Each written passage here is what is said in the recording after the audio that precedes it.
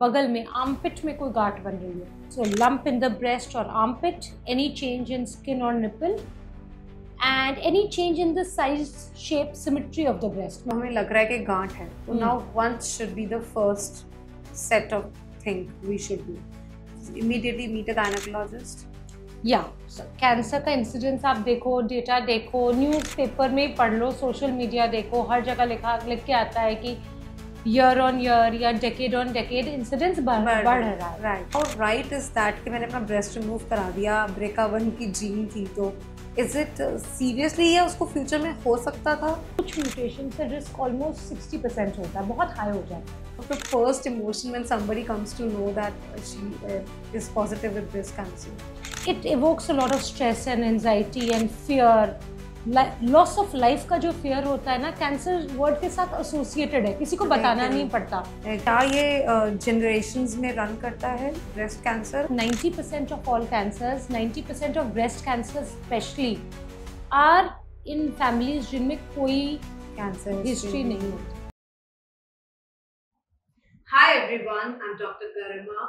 If you are liking my podcast, please don't forget to hit the like button, subscribe to my channel and hit the notification bell so that you don't miss any podcast.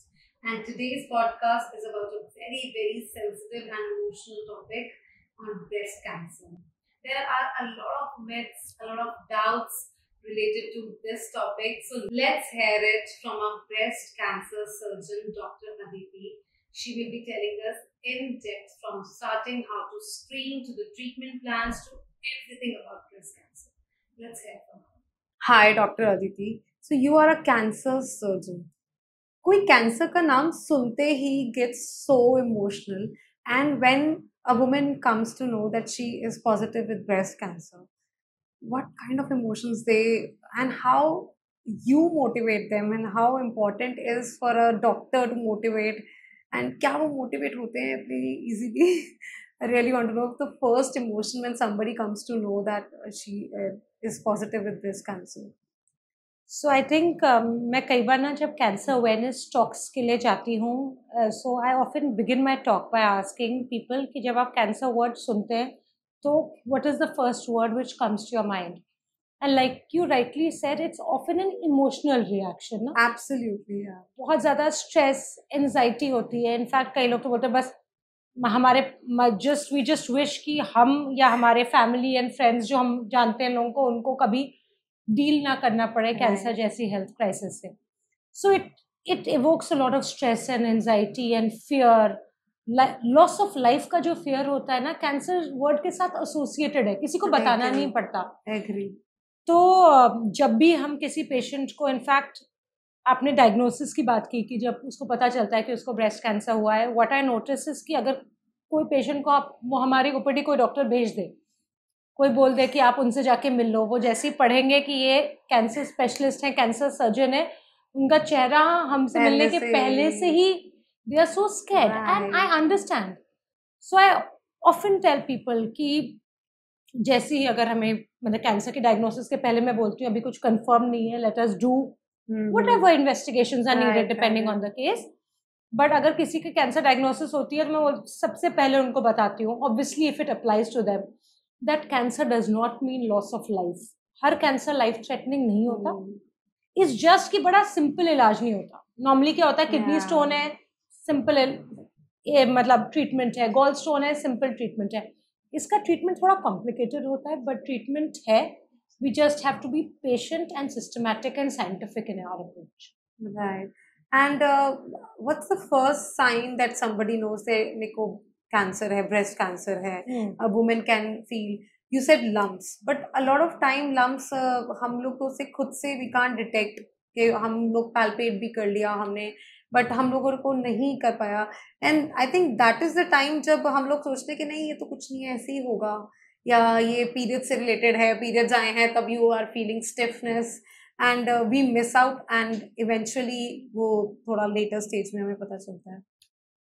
सो जो cancer के ना सबसे common symptoms जो होते हैं breast cancer के, जो आपने बोला lump, painless lump in fact, okay, लोग ना कई बार बोलते हैं हमें गांठ तो थी पर दर्द नहीं हो रहा था तो हमने इग्नोर कर दी। Right right, absolutely. In fact opposite होता है, मतलब अगर पेनफुल लंप है, अगर कोई पेशेंट मेरे क्लिनिक में आके बोलता है, रूम में आके बोलता है कि मुझे ना ये गांठ है और पेन भी हो रहा है, तो I am actually more relaxed. I am not Okay. Saying कि painful lumps are never cancer and painless lumps are always cancer, मैं ये नहीं बोल रही हूँ, but more commonly than not painless lumps are associated with cancer. So गांठ जो बिना दर्द के हो, या ब्रेस्ट की जो स्किन है या निप्पल, उसमें कुछ चेंज आ गया हो, उसमें एक डिम्पल पड़ गया हो, उसके ऊपर कुछ परसिस्टेंट रैश बन गया हो, निप्पल के ऊपर छाला या निप्पल से स्पॉन्टेनियसली पानी या ब्लड का डिस्चार्ज होना, ओकेजनल प्रेसिंग पे जो मिल्की और वाइटिश या ग्रीनिश डिस्चार्ज होता है वो नॉर्मल होता है। ओके, बट अगर खुद से हो रहा है कि बिना प्रेस किए कपड़े पे स्टेन लग जा रहे हैं, येलोइश या ब्लड स्टेन आ रहा है, ऑल दीज थिंग्स, या बगल में आर्मपिट में कोई गांठ बन रही है, okay, so lump in the breast और armpit, any change in skin और nipple, and any change in the size shape symmetry of the breast. मैं बोलती हूँ देखिए 19-20 का फर्क तो कई बार होता है, which is normal, right right right, कि हमेशा से एक ब्रेस्ट थोड़ा बड़ा है, दैट्स ओके, बट सडनली अगर कोई बड़ा हो गया, कोई छोटा हो गया, कोई डिम्पल पड़ गया, then it can be a sign of breast cancer. And जो आपका ये था पीरियड वाला पॉइंट, वो एक्चुअली बड़ा कॉमन है, जो हम साइक्लिकल मैस्टैल्जिया बोलते हैं हमारे डॉक्टर्स की लैंग्वेज में, कि पीरियड्स के पहले हेवीनेस और पेन होना, right, which is very common. Almost 70% आप लेडीज से बात करेंगे रिप्रोडक्टिव एज ग्रुप में तो बोलेंगी कि कई बार लोगों को पता ही ऐसे चलता है कि Okay. पीरियड्स आने वाले हैं, क्योंकि उनके ब्रेस्ट थोड़े स्टिफ Heavy और हो हैवी जाते हो जाते हैं, दैट इज नॉर्मल। पर अगर कोई पेन एक ही पॉइंट पे परसिस्ट कर रहा हो for more than 2-3 weeks, period खत्म होने के बाद भी, तब हम बोलते हैं उसको चेक करा लो। और कोई भी लंप अगर आपको फील हो, आप 1 हफ्ता 10 दिन रुक सकते हो।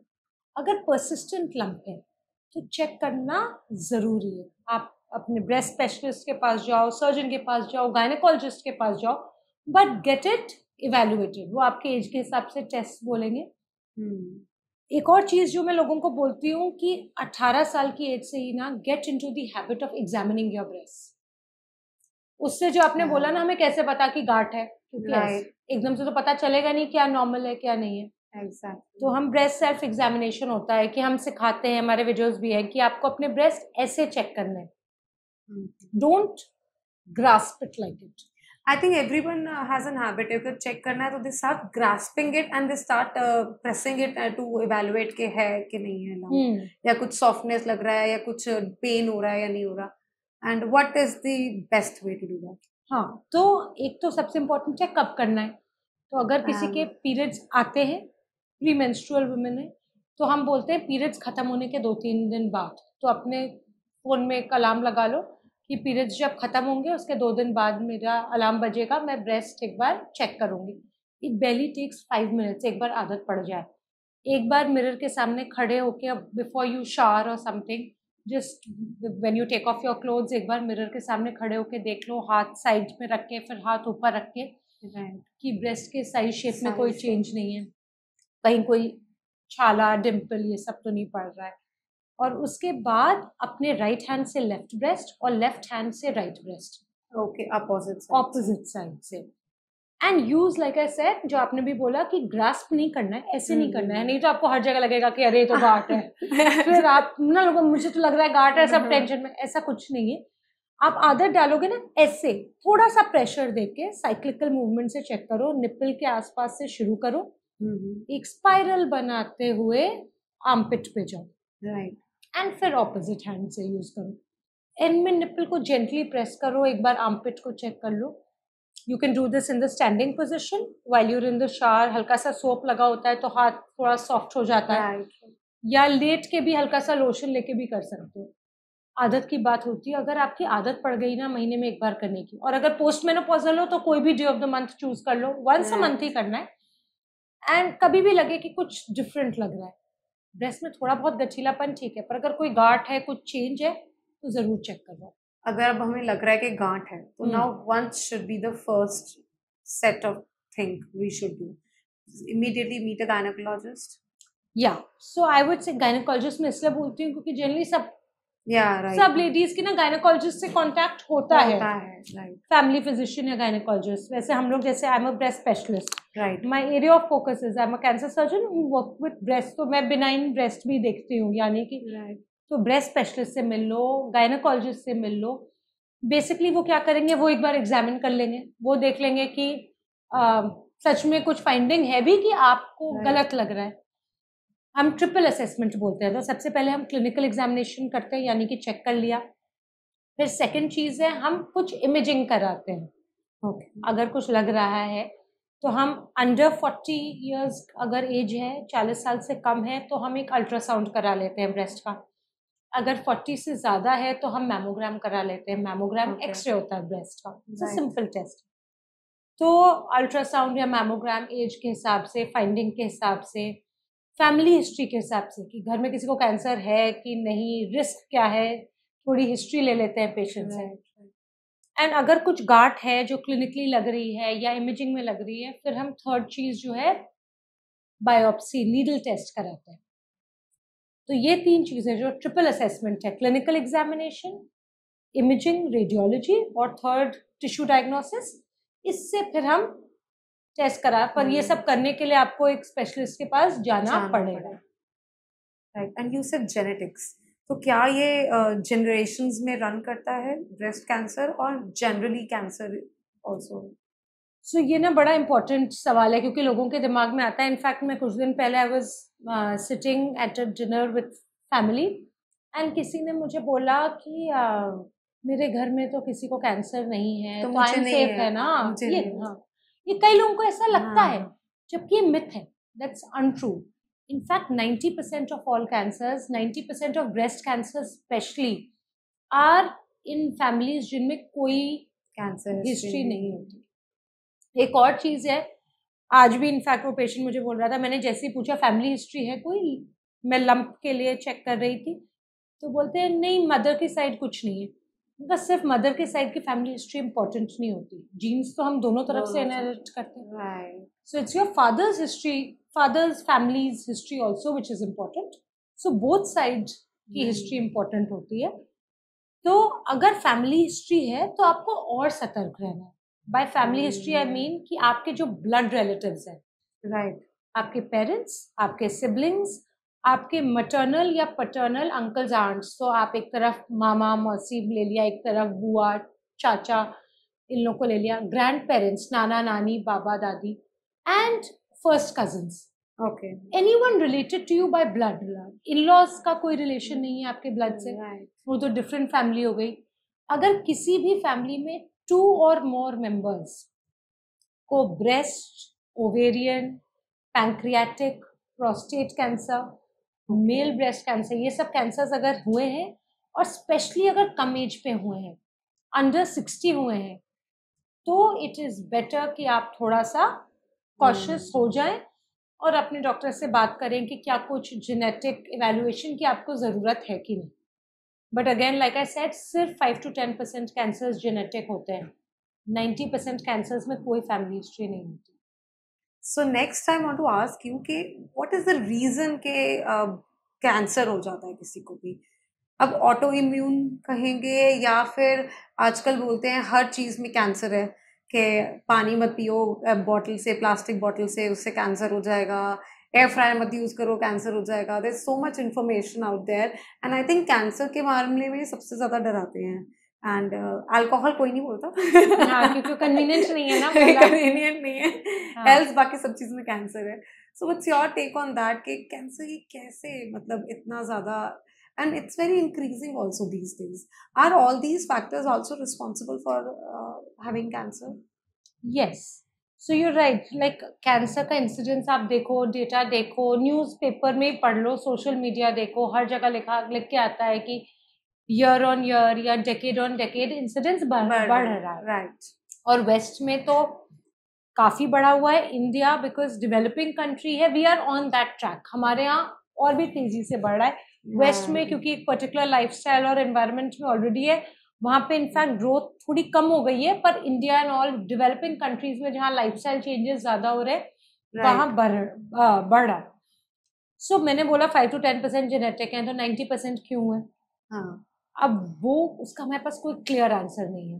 वी डोंट हैव कि आपको मतलब कई बार लोग पूछते हैं, सभी पूछते हैं कि क्यों हुआ, मैं तो हेल्दी खाती थी, मैं तो एक्सरसाइज करती थी. Exactly right. तो फिर व्हाई?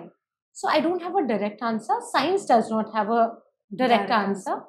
मेन चीज ये है कि कैंसर क्या होता है. अगर if you go to the basics, तो cancer means very fast dividing cells. Right. मतलब हमारी बॉडी के किसी भी पार्ट में कैंसर बन सकता है अगर वो सेल अबनॉर्मल हो जाए. हम म्यूटेशन शब्द का यूज करते हैं कि उसके डीएनए में कुछ ऐसा चेंज हो जाए जिसकी वजह से वो बहुत फास्ट ग्रो करने लगे, और इतना फास्ट, इतना अनकंट्रोल्ड ग्रोथ करे कि गांठ बन जाए, और जिस बॉडी में ग्रो कर रहा है उसी के डिफरेंट पार्ट्स में स्प्रेड हो जाए, जो हम स्टेज 4 बोलते हैं, मेटास्टेसाइज हो जाए. तो it has the potential for uncontrolled growth and spread, invasion and spread. ये कैंसर है. अब ये म्यूटेशन, ये डीएनए चेंज क्यों होता है?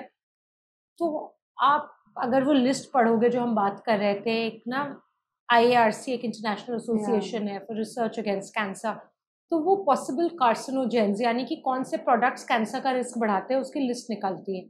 और अगर आप लिस्ट पढ़ो तो ऑलमोस्ट सब कुछ, चाहे वो प्रेजर्वेटिव्स हो, चाहे अल्कोहल हो, चाहे स्मोकिंग हो.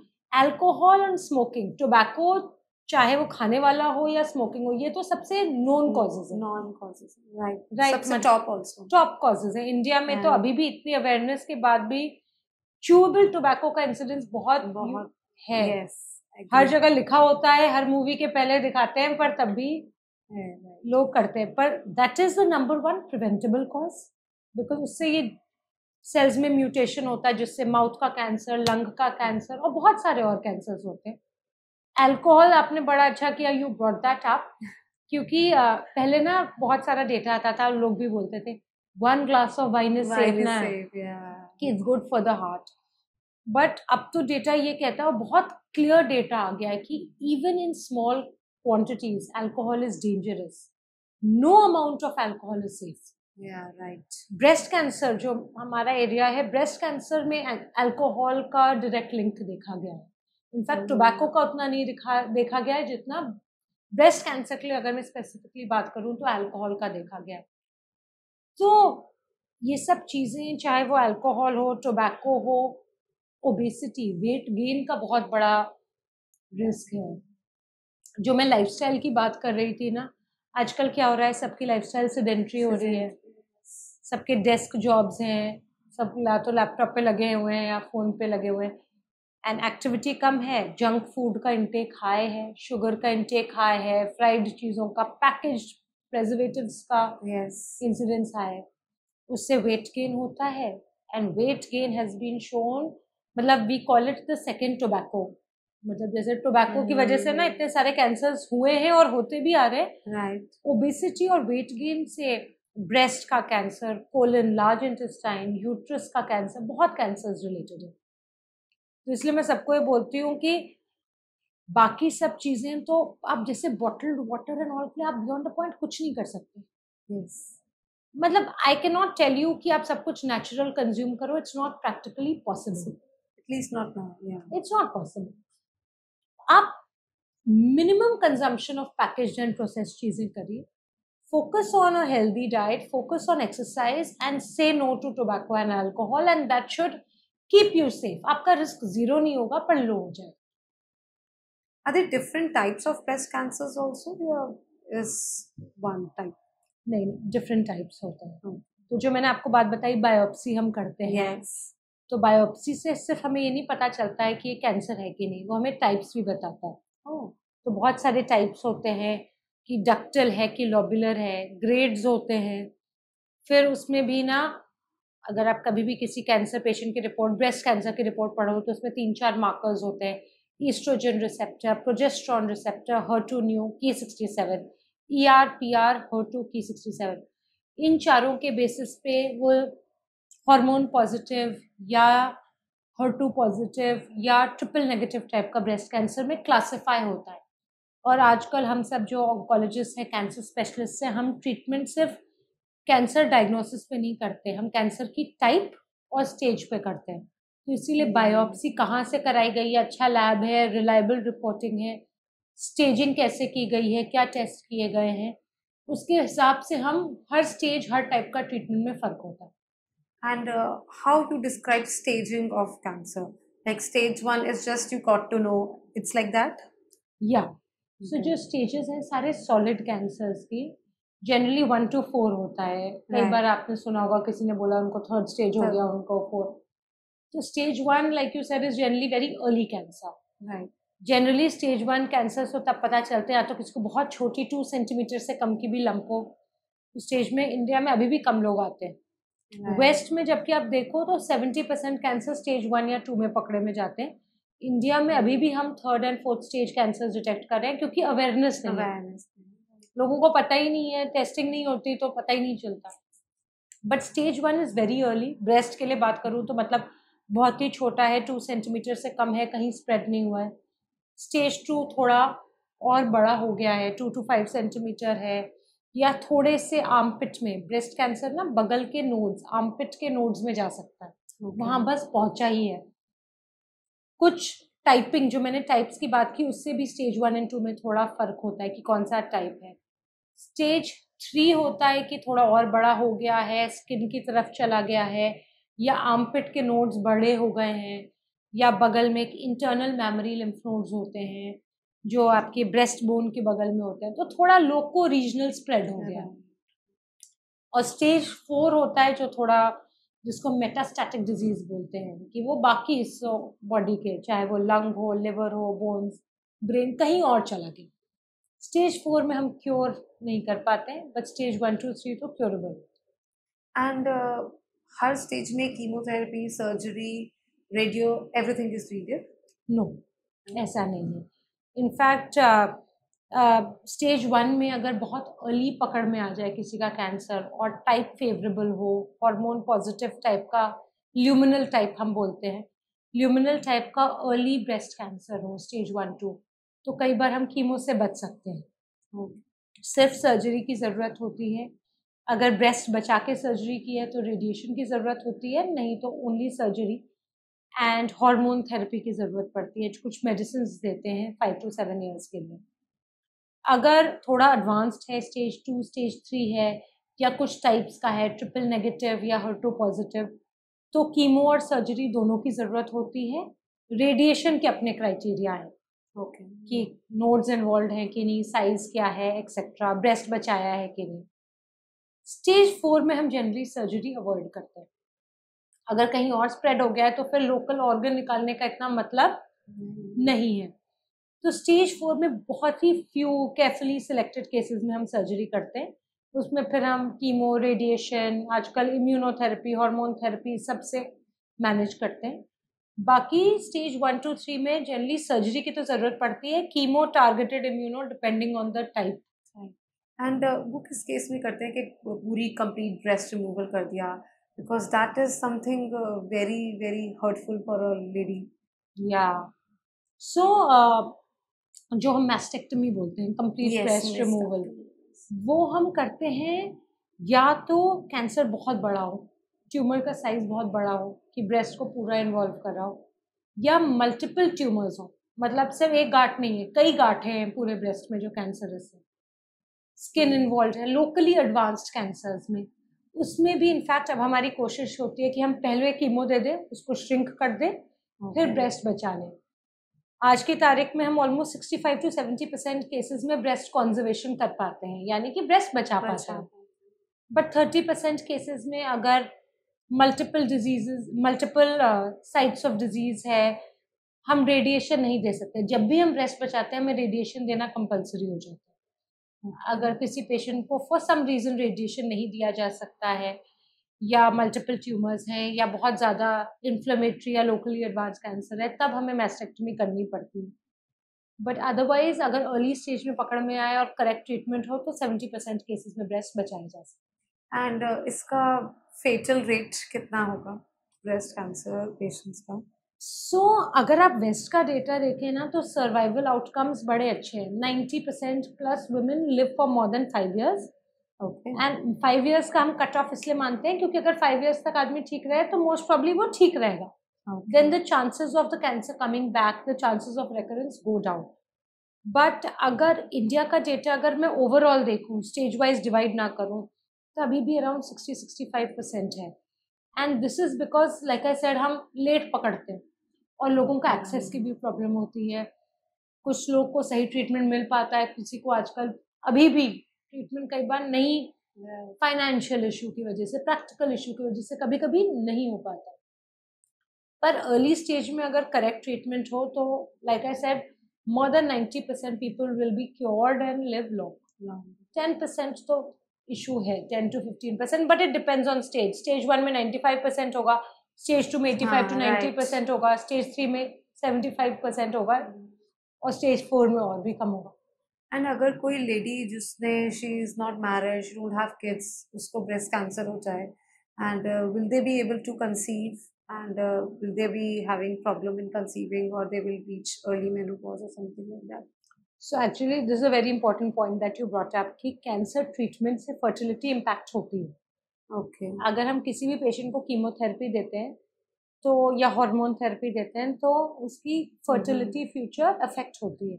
बट जनरली अब हम क्या करते हैं कि अगर कोई भी वुमन रिप्रोडक्टिव एज ग्रुप में है, आगे बच्चे प्लान करना चाहती है, या तो अनमैरिड है या बच्चे नहीं है या जो भी है, हम ये ऑप्शन पहले ही डिस्कस करते हैं और ट्रीटमेंट शुरू होने के पहले हम हमारे जो फर्टिलिटी गायनी कलीग्स होते हैं उनको इन्वॉल्व करके, उनको फर्टिलिटी करके एक डिपार्टमेंट है, उनसे पहले ही बात करके या तो उस साइट एग जो होते हैं वो पहले ही प्रिजर्व करा लेते हैं। कुछ केसेस में बट देन एग प्रिजर्व कराना is a very expensive I think, I have heard.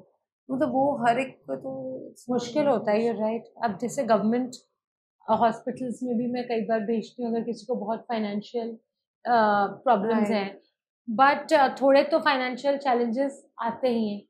और आजकल कभी किसी एनजीओ की हेल्प से, होपफुली हेल्थ इंश्योरेंस की हेल्प से हो सकता है, बट ये चीज़ फर्टिलिटी कैसे प्रिजर्व की जाए, something needs to be discussed with every cancer patient before we start her treatment. तरीके हैं, बिल्कुल तरीके हैं, इज जस्ट कि उनको उस दिशा में लेके जाना पड़ता है। And if pregnant lady gets cancer, वो बड़ा ट्रिकी होता है, इट्स रेयर बट होता है कि प्रेगनेंसी के दौरान या with in 1 year of delivery जो प्रेगनेंसी एसोसिएटेड ब्रेस्ट कैंसर हम बोलते हैं, तो उसमें फिर हमें ट्रीटमेंट सीक्वेंस डिसाइड करना पड़ता है कि किस ट्राइमेस्टर में है। अगर फर्स्ट ट्राइमेस्टर ही है, अर्ली प्रेगनेंसी है, कभी कभी हमें टर्मिनेशन ऑफ प्रेगनेंसी भी डिस्कस करना पड़ता है। थोड़ी एडवांस प्रेगनेंसी है या अर्ली स्टेज है तो हम जैसे सेकेंड ट्राइमेस्टर में कई बार सर्जरी कर सकते हैं या कीमो कर सकते हैं, सो दैट डिलीवरी के बाद बाकी ट्रीटमेंट हो जाए। So chemo is safe when so certain medicine, all medicine are not safe, some medicine, फिर डोसेज मेडिसिन सब कुछ उसके हिसाब से वेरी करनी पड़ती है। तो pregnancy associated breast cancer tricky, उसको में ना मल्टी डिसिप्लिनरी एफर्ट लगता है कि सर्जन, ऑन्कोलॉजिस्ट सब मिलके बात करें, गायनेकोलॉजिस्ट, ऑब्स्टेट्रिशियन सबको इन्वॉल्व करके, पर हो जाता है ट्रीटमेंट। इसके आउटकम्स थोड़े से कम अच्छे होते हैं बिकॉज क्या होता है ना, अनफॉर्चुनेटली प्रेगनेंसी में कई बार चीज़ें मिस हो जाती हैं और लेट डायग्नोज होती हैं। राइट, बिकॉज सोचते रह जाते हैं ना, maybe because of pregnancy I am feeling this way, because of pregnancy my breast is not. Correct, you are absolutely right. कई बार लोगों को लगता है हो सकता है ये प्रेगनेंसी के चेंजेस हैं, ब्रेस्ट हैवी हो गया, गांठ लग रही है, बट मे बी प्रेगनेंसी के चेंजेस हैं। पर इसीलिए अब तो सब गायनेकोलॉजी कलीग्स हमारी इतनी सेंसिटाइज्ड हैं, सो दे ऑल्सो इंकरेज पीपल कि अगर ब्रेस्ट में कुछ भी चेंज हो प्रेगनेंसी या लैक्टेशन के दौरान, ब्रेस्ट फीडिंग के दौरान, तो ज़रूर डॉक्टर्स को दिखाएं और जो भी बेसिक टेस्ट हो। ब्रेस्ट फीड तो नहीं कर सकते होंगे अगर किसी प्रेग्नेंट लेडी को कैंसर हो गया, उसने डिलीवर भी कर दिया, she can't breast feed? Not necessarily, but it depends. अगर कीमो चल रही है तो नहीं कर सकते, हार्मोन थेरेपी में भी हैं तो भी नहीं कर सकते, बट अगर ये सब नहीं चल रहा है, रिक्वायरमेंट नहीं है, तो कर सकते हैं। How is mental health important in these cases? Very, very important. If somebody is not taking it positively, and how it impact their physical health also? मुझे तो लगता है बहुत ही ज़्यादा इम्पोर्टेंट है। इतना मेरे पास साइंटिफिक डेटा नहीं है, बट डे टू डे हमारी प्रैक्टिस में आप भी देखते हो, जैसे the first question that you asked me about the emotional, which is very important. इसलिए हम जनरली ना एक साइकोलॉजिस्ट हमारे टीम में हमेशा रहते हैं जिनसे हम पेशेंट्स को बोलते हैं कि मिलो, बात करो। सपोर्ट ग्रुप होता है पेशेंट्स का ही, एक ग्रुप है ऑफ 400-500 वुमेन जिनका ट्रीटमेंट हुआ रखा है, तो वो एक दूसरे को ना चाहे व्हाट्सएप पे, चाहे फोन पे, चाहे मिलके, जो कन्वीनियंट हो, बिकॉज सपोर्ट की सबको जरूरत होती है। फिजिकल पार्ट तो चलो, जो ट्रीटमेंट होना है वो होना ही है, but it is a mentally and emotionally very draining process. तो वो हम तो सपोर्ट करते हैं, पर हम केयर गिवर्स फैमिली को भी इंकरेज करते हैं कि उनको भी सपोर्ट की जरूरत है, क्योंकि फैमिली के लिए भी बड़ा टफ टाइम होता है। राइट, आसान नहीं है फैमिली के लिए भी ना, वो डायग्नोसिस, अपने क्लोज्ड वन को, लव्ड वन को देखो, to go through that journey, but adequate support के साथ। और मैं हमेशा लोगों को बोलती हूँ, ये याद रखो, ये टेम्पररी प्रोसेस है, लंबा है पर खत्म हो जाएगा। 6 महीने लगेंगे, 7 महीने लगेंगे, किसी को 1 साल लगेगा, किसी को 3 महीने लगेंगे। टाइम थोड़ा लंबा खिंचेगा पर खत्म हो जाएगा। योर लाइफ में not become exactly normal, but एक न्यू नॉर्मल आ जाएगा। And I think you should be optimist, otherwise अगर मेंटली भी स्ट्रांग नहीं है and physically also you are going through so much, तो completely drained out and burnout situation. So how important is living a absolutely healthy lifestyle when you're going through all these treatments? Because I've seen there are so much restriction to a patient, cancer patient, के खाने का बहुत ज़्यादा restrictions है, chemotherapy के time पे बहुत ज़्यादा restrictions है. What are those restrictions and why they are so important? So होता क्या है ना कि कीमो क्या करता है, it kills fast growing cells in the body. Right. तो fast growing cells cancer cells तो होते ही हैं, पर हेयर पे इम्पैक्ट करता है, इसलिए लोगों को हेयर लॉस होता है, कुछ लोगों को मुंह में छाले एंड ऑल होते हैं, स्किन एंड नेल्स में चेंजेस होते हैं, एंड उसी के साथ साथ इम्यूनिटी भी लो होती है। इम्यूनिटी लो होती है क्योंकि हीमोग्लोबिन फॉल करता है, हमारे वाइट ब्लड सेल्स जो इन्फेक्शन फाइट करते हैं वो कम हो जाते हैं। तो इसकी वजह से हम बोलते हैं कि ड्यूरिंग कीमोथेरेपी आप बाहर का खाना अवॉइड करो, स्पाइसी फूड या रॉ चीज़ें, सैलड्स एंड ऑल अवॉइड करो। बेसिकली फ्रेश कुक्ड मील्स खाओ, सिंपल खाना खाओ, ताकि आपकी इम्यूनिटी कम है पर आपको कोई इन्फेक्शन ना हो जाए, क्योंकि ऑलरेडी इतना टफ ट्रीटमेंट चल रहा है, हम नहीं चाहते आपको कोई इन्फेक्शन हो जाए। तो वो डाइट, स्लीप और एक्सरसाइज और गुड मेंटल हेल्थ, ये चारों चीज़ें बहुत इंपॉर्टेंट है और मुश्किल भी है, मतलब मुश्किल भी है, आसान नहीं है। You deal maximum with women and who are going through breast cancer. उनका सबसे मेजर कंसर्न तो आता होगा हेयर लॉस, राइट? बिल्कुल बिल्कुल। And there are still no advancement कि हम थोड़ा सा हेयर लॉस रोक सकें। है एडवांसमेंट्स, ऐसा नहीं है। एक हम लोग कूलिंग कैप यूज करते हैं, स्कल कैप। तो ड्यूरिंग कीमो एक लेड कूल कैप होती है, वो पहन सकते हैं before and just during and just after chemo. तो उससे क्या होता है कि वो हेड कूल हो जाता है, तो मेडिसिन की delivery to the hair follicles कम होती है, तो हेयर लॉस कम होता है, बट 100% इफेक्टिव नहीं है। बट सम कीमो के साथ 60-70% भी इफेक्टिव है। तो कूलिंग कैप ऑप्शन है, बट अगर मैं ये आप पूछो कि कोई ऐसी चीज़ें जिससे 100% बच जाए, तो ऐसा तो नहीं है। अगर किसी को कीमो की ज़रूरत है, टारगेटेड थेरेपी, हार्मोन थेरेपी में ऐसा प्रॉब्लम नहीं आती, पर कीमो में आती है। पर वही हेयर लॉस परमानेंट नहीं होता, बाल आ जाते हैं वापस, थोड़ा सा मेंटल सपोर्ट की ज़रूरत होती है। वो ये ना, हर रोज देखना इतने ज्यादा हेयर फॉल हो रहा है, गुच्छे के गुच्छे बाहर निकल रहे हैं, you getting bald from hair, it becomes really very very emotional and again you are taking so much medications, घर पर हो, इतना drained out हो, ऊपर से बाल निकल रहे हैं। I think for women hair is something which is an emotion again. No, I completely agree। और मतलब कितने लोग तो मतलब अगर मैं ट्रीटमेंट प्लान बना रही हूँ, शुरुआत में मैंने बोला कि कीमो लगेगी पहले, फिर सर्जरी करेंगे या जो भी बोला, तो वो कीमो का नाम सुनते वो बाल गिरेंगे। Then because you are right, उससे उनकी बॉडी इमेज जो है, इमोशनल हेल्थ, ये सब मैटर करती है।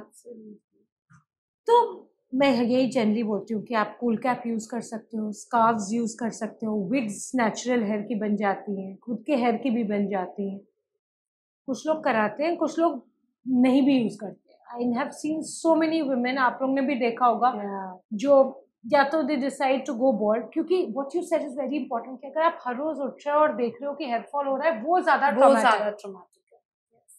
तो पर्सनल चॉइस होती है, हर पेशेंट का अपना वो होता है। कुछ पेशेंट कहते हैं कि हम लेट आई गो बॉल्ड, कि एक बार में हेयर फॉल बार बार ना देखना पड़े, स्कार्फ पहनूंगी और देखा जाएगा। वो कहते हैं आई लीव इट ओपन। सबका अपना अपना तरीका होता है। सपोर्ट की जरूरत जरूर होती है, फैमिली से भी, डॉक्टर से भी, नर्सेस से भी। बट हाँ, मेरे पास ऐसा कोई तरीका नहीं है जिससे हेयर फॉल 100% रुक जाए, अगर कीमो की जरूरत है। सो ऑल कीमोथेरेपी के सारे ड्रग्स से वो होता है, हेयर लॉस होता है मोर और लेस, किसी से कम किसी से ज्यादा, ऐसा नहीं है कि सबसे इक्वल होता है। But like I said, targeted therapy immunotherapy से नहीं होता है। बट कीमो, मोस्ट ड्रग्स जो हम ब्रेस्ट कैंसर में, एड्रियामाइसिन, साइक्लोफॉस्फेमाइड, पैक्लिटैक्सेल और कार्बोप्लाटिन, ये 3-4 ड्रग्स हम ज्यादा कॉमनली यूज करते हैं। हर में किसी में कम किसी में ज्यादा पर होता है।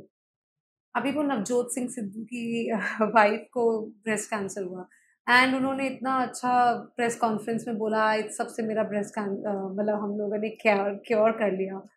Is it possible? नो, अब मुझे ना वो आपने ऐसा सवाल पूछ लिया है क्योंकि हम जानते हैं उनके केस को एंड ओके, सब ऑन्कोलॉजी सर्कल्स में हमारे कलीग्स इन ऑल में डिस्कस भी होता है। तो उनकी कीमो भी हुई है, उनकी सर्जरी भी हुई है, उनका सारा ट्रीटमेंट हुआ है। अब मुझे लगता है कि it is not very responsible of a celebrity की, मैं ये नहीं कह रही कि डाइट का कोई रोल नहीं, बिल्कुल रोल है, but it's just an added advantage. Correct. पर ये मैसेज चला जाता है ना पब्लिक को, जैसे आप भी मुझसे पूछ रहे हो कि क्या हम क्योर कर सकते हैं सिर्फ डाइट से। देखो, डर लगना तो नेचुरल है, किसी को कोई क्यों चाहेगा टॉक्सिक ट्रीटमेंट या लॉन्ग ड्रॉन ट्रीटमेंट या एक्सपेंसिव ट्रीटमेंट लेना अगर साइड इफेक्ट्स होंगे। तो पब्लिक को ये गलत इन्फॉर्मेशन चली गई है कि हम डाइट से, हल्दी खाने से, नीम खाने से, नींबू खाने से कैंसर ठीक हो सकता है। अगर ऐसा ठीक होता तो हम लोग क्यों करते? We would have been more than happy to let natural treatments take its course. तो ये सब एडेड सी एंटीऑक्सीडेंट्स लो, हाई विटामिन, फ्रूट सैलड्स की डाइट लो, शुगर्स अवॉइड करो, कैलोरीज जंक अवॉइड करो, ये सब चीजों का रोल है, मैं वो सब नहीं डिनाई कर रही।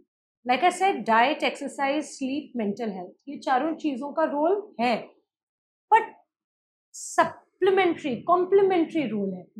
क्या उसी बेसिस पे मतलब ये नहीं कर सकते कि we are not getting chemo done, surgery done और सिर्फ यही सब चीजें करते रहे? क्योंकि हम तो देखते हैं ना वही, मतलब कितना खराब लगता है कि लोग बोलते हैं कि हमने अपने कॉलोनी में सुना था वो इस बाबा के पास गए और ठीक हो गए, और आप क्या ट्रीटमेंट बता रहे हो। आपने सुना 100 लोगों में से एक की कोई कहानी दूर दूर की, उसको कैंसर था भी कि नहीं था, कौन सा कैंसर था, हो सकता है कोई स्लो ग्रोइंग हो सकता है ना ही हो, क्या पता। और हम जो देखते हैं जिन्होंने 6-6 महीने कोई बाबा, कोई साधु, कोई मतलब क्या बोलूं मैं ऑल्टरनेटिव मेडिसिन का वो लिया है, और फिर वही कैंसर जो स्टेज 1 का था वो स्टेज 4 हो गया, और हम भी we are also not able to help, ना हमें भी बहुत बुरा लगता है। बिकॉज मतलब मेरा बड़ा सिंपल सा वो होता है कि जो हम ट्रीटमेंट प्लान बता रहे हैं, चाहे वो सर्जरी हो, chemo, radiation, it's not random. It's not कि आज मुझे लगा मैं इस तरीके से सर्जरी कर देती हूँ, मैं ये कर दूंगी। It is evidence based, data based, लाखों मिलियंस ऑफ पेशेंट्स का डेटा होगा, वर्ल्ड वाइड सेंटर्स का, कि ये करने से ऐसे आउटकम्स आते हैं, this is the survival rate, this is the side effects. दवाइयों का भी ऐसा है, ऐसे कोई भी दवाई नहीं देता है कोई ऑन्कोलॉजिस्ट। दवाई का dose, schedule, type, everything has been studied over lots and lots of patients. Data has been generated from trials and then it has come into clinical practice. पर ये जो चीजें ऑल्टरनेटिव मेडिसिन की, इसका तो कोई डेटा नहीं है, ये तो बस कहीं सुनी बातों पे चल रहा है। मैं तो साफ साफ बोलती हूँ, आप डेटा दो और करो। आप बोलो कि हमने ये किया ट्रीटमेंट और 1000 लोगों में किया। कीमोथेरेपी पे बहुत ज्यादा, जैसे आई वाज डिस्कसिंग, मेरी फैमिली में भी था एक केस, तो सर्जरी तक तो ठीक है, जब कीमोथेरेपी की बात आती है then lot of people start saying कि कीमो की ज़रूरत नहीं है एंड इसमें तो तुम लाइफस्टाइल अच्छा कर लो, उसमें काढ़े पियो, नीम का जूस बहुत ज़्यादा लियो, लो उस सब से you can save yourself from chemo? It depends on the type, like I told you ना, हर इंसान को जरूरत नहीं है कीमो की. Right. It depends on your type and stage. मैं खुद सर्जन हूँ, आई am not a medical oncologist. मैं खुद कीमो नहीं देती, मेरी टीम के बाकी डॉक्टर्स कीमो देते हैं. बट मतलब मैं सच बताऊं तो कि हम अभी भी बोलते हैं कि ब्रेस्ट कैंसर में 60-70% क्योर रेट सर्जरी से है, बट बहुत इम्पोर्टेंट 10-15% रोल. और लास्ट 10-15 ईयर्स में जो एडवांसमेंट्स हुए हैं, जिसमें हम देख रहे हैं कि people are doing so much better, they are responding so well. In fact बात हो रही है कि हो सकता है इन द फ्यूचर, अभी नहीं, हो सकता है इन द फ्यूचर सर्जरी की जरूरत भी ना पड़े इन सर्टेन केसेस. ये एडवांसमेंट्स कीमो की वजह से. And chemo is not also bad. वो जितना वो पहले सुना था ना कि टॉक्सिक होती है कीमो, की बेड में लेटे रह गए 4 महीने, ऐसा नहीं. कमजोरी आती है, कुछ साइड इफेक्ट्स होते हैं, बट मोस्ट केसेस में मैनेज भी हो जाता है. एंड बोलते हैं ब्रेस्ट फीडिंग अगर आपने कराया तो you save yourself from having breast cancer. How true is that? That's true. I won't say it's 100% protective. You don't Okay. save yourself, but you lower your risk. ये देखा गया है कि women who have had early childbirth, यानी कि 30 years से कम में बच्चा हो गया, Okay. versus women who have never been pregnant, women who have breastfed, उन women का, और स्पेशली अगर prolonged breastfeeding है more than 2 years की, then the risk of breast cancer is lower. It's not protective. ऐसा नहीं है कि ब्रेस्ट फीड किया है तो कैंसर होगा ही नहीं, ऐसा नहीं है. But the risk is lower at a population level. But ऐसा नहीं है कि कहते हैं ना कि जितना ज्यादा ब्रेस्ट फीड कराओगे उतना ज्यादा you are lowering your chances of having a breast cancer.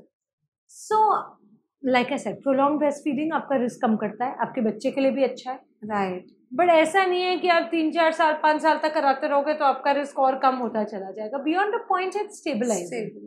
तो जो है 6 months एक्सक्लूसिव ब्रेस्ट फीडिंग करो, फिर 1-1.5 साल और अगर कर सकते हो तो कर लो. That is okay. So doctor Aditi, what is screening? And अगर कोई नॉर्मल लेडी जैसे मुझे अपना खुद का जाके एक बेसिक स्क्रीन कराना है कि if I am have anything, जैसे मैं सोचूं कि मैं 6 months में जाके बस स्क्रीनिंग करा लूँ for breast cancer, so are there any screening test available? Yes. So screening का मतलब क्या होता है? नॉर्मल लोग क्या करा सकते हैं. एक होता है कि सिम्टम्स, हमने सिम्टम्स की बात की. सो सिम्टम अगर है तब तो आप जाओगे ही डॉक्टर के पास, एंड फिर डॉक्टर अपने हिसाब से आपके सिम्टम के हिसाब से टेस्ट कराएगा. स्क्रीनिंग इज रूटीन, जो प्रिवेंटिव चेकअप्स बोलते हैं कि you have no problems, no symptoms, but you want to just be careful कि क्या आपका रिस्क है, कुछ do you need to be cautious. And in fact जो वेस्ट में बहुत हाई क्योर रेट्स है और सब कैंसर्स वो अर्ली डिटेक्ट करते हैं, वो इसीलिए करते हैं क्योंकि यूएस, यूके, ऑस्ट्रेलिया, हर जगह ब्रेस्ट स्क्रीनिंग नॉर्मल चलती रहती है. Every lady above the age of 40, उसके पास चिट्ठी आ जाएगी उसके हेल्थ केयर प्रोवाइडर से, पब्लिक हेल्थ सिस्टम से, कि अब आपका मैमोग्राम ड्यू है, आप आ जाओ कराने. तो उनका सिस्टम ही ऐसा है. हमारे यहाँ पॉपुलेशन इतनी ज़्यादा है कि वो पॉसिबल नहीं है. But what do we have is opportunistic screening, यानी people can be aware and go for it. कुछ चीज़ें जो मैं हमेशा लोगों को बोलती हूँ, एक तो हमने बात की थी कि 18 ईयर्स के बाद ब्रेस्ट सेल्फ एग्जामिनेशन जरूर करें. That is also method of screening. अपना खुद चेकअप करो. अब आप अगर अबव 40 हो और फैमिली में कोई हिस्ट्री नहीं है कैंसर की, तो आफ्टर 40 हम मैमोग्राम कराने को बोलते हैं. Mammogram is an x-ray of the breast. Delhi NCR जैसी जगह में तो बहुत जगह अवेलेबल है, इवन छोटे शहरों में अब अवेलेबल है. एक्सरे ऑफ द ब्रेस्ट है, 5 मिनट लगता है. जनरली हम बोलते हैं कि अगर आपके पीरियड्स आ रहे हैं तो पीरियड्स के जस्ट बाद वाले हफ्ते में आप कराइए, क्योंकि पीरियड्स के पहले अगर आप कराओगे तो थोड़ा पेनफुल हो सकता है, क्योंकि उसमें ना ब्रेस्ट को 2 प्लेट्स के बीच में प्रेस करके एक एक्सरे निकाल लेते हैं ब्रेस्ट का, which helps in picking up masses. कोई गांठ बने उसके पहले ही पकड़ में आ जाता है. पर अगर आप बहुत यंग हो, 40 से कम में हम मैमोग्राम नहीं कराते. 40 to 55 में हम जनरली मैमोग्राम विद अल्ट्रासाउंड कराते हैं. It can be done, different guidelines, कुछ कहती हैं हर साल कराओ, कुछ कहती है 2 साल में एक बार कराओ. बट बेटर है एटलीस्ट 2 साल में एक बार आप मैमोग्राम विद अल्ट्रासाउंड. अब आप 55 हो तो सिर्फ मैमोग्राम इज गुड इनफ, करा सकते हो. It's a routine easily available test. This is for people who have no family history. Right. But अगर किसी की फैमिली हिस्ट्री है कि घर में कई लोगों को ब्रेस्ट ओवेरियन कैंसर है, तब उनको अपना रिस्क डिस्कस करना चाहिए। और फिर उन लोगों के लिए हम कई बार, अगर उनका जेनेटिक में म्यूटेशन कुछ आ जाता है, एक BRCA1 BRCA2 होता है, पता नहीं आपने हो सकता है सुना, एक एंजेलिना जोली, एक actress, Hollywood actress had come out saying कि मेरे फैमिली में हिस्ट्री थी और मुझे एक BRCA जीन म्यूटेशन था जिसकी वजह से मैंने अपने ब्रेस्ट रिमूव करा दिए। राइट।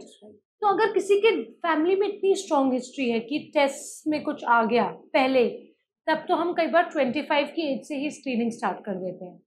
हर साल 6-6 महीने पे एक बार मैमोग्राम, एक बार MRI कराते हैं, 6 मंथ्स चेकअप करते हैं। But at least after the age of 40, once in 2 years अगर आप मैमोग्राम कराओ, it is a good way to be more aware. और मैं एक और चीज़ ज़रूर बोलना चाहूँगी कि हम जब ये 40-40 बोलते हैं तो ना लोगों को लगता है कि अगर मैं अंडर 40 हूँ तो मुझे तो कैंसर नहीं हो सकता, I am safe. You are safe. ऐसा नहीं है। मतलब अनफॉर्चुनेटली हमने बड़े रेयर है, कम एज में कैंसर होना थोड़ा कम कॉमन है, बट इंडिया में specially we see a lot of women in their 30s and 40s। तो ऐसा नहीं है कि हम आपको रूटीन चेकअप नहीं बोल रहे, पर अगर आपको कोई गार्ड पेन, निपल डिस्चार्ज, चेंज लगे तो आप जरूर चेकअप करें। तो but this is about basics about screening. But मतलब मुझे इस बारे में जानना है, हाउ राइट इज दैट कि मैंने अपना ब्रेस्ट रिमूव करा दिया, BRCA1 की जीन थी, तो इज इट सीरियसली, या उसको फ्यूचर में हो सकता था because that gene was available, या she just got it precautionary done? No no, so जो ये BRCA1 BRCA2 म्यूटेशन है ना, कुछ म्यूटेशन से रिस्क ऑलमोस्ट 60% होता है, बहुत हाई हो जाता है। तो अगर किसी के ना, हमारे जैसे पेशेंट्स है, किसी का हमने ब्रेस्ट कैंसर का ट्रीटमेंट किया और उसका जेनेटिक स्टडीज़ करते हैं, हमारे पास जेनेटिक एक्सपर्ट्स होते हैं, हम उनके पास भेजते हैं, वो फैमिली हिस्ट्री का चार्ट बनाते हैं, पेडिग्री चार्ट, फिर कुछ ब्लड टेस्ट एडवाइस करते हैं।